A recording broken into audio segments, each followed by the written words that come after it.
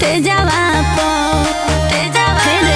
बनो होखे बाहु बोली छौड़ा लेके तू दुनाली गोली दागो ही हमरे करे जावा पो कहे रे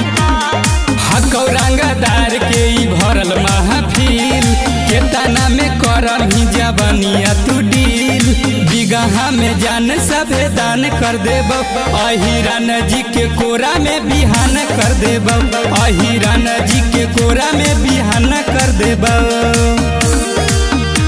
बिहान कर देब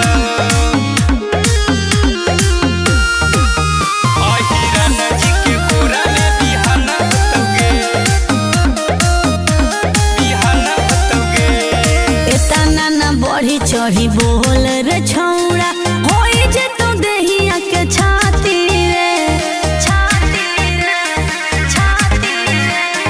पड़ही ना फेरा में तू हमारा रे छौड़ा बिक जे तू सब पर पार्टी रे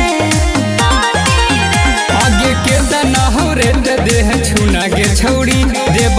करो से बेसी 5 गुना गे छौड़ी आगे एतनो ई तोरा लाई नाम होतोगे अहिरान जी के कोरा में बिहान होतोगे अहिरान जी के कोरा में बिहान होतोगे बिहान होतोगे अहिरान जी के कोरा में बिहान होतोगे बिहान होतोगे काहेला करो ही जिद तना रे जिद तोर कोइल बेकार हो बुझनी छुआ भी जे दहिया तो जर जय भी बाबू दहिया ई हमर अंगारे हो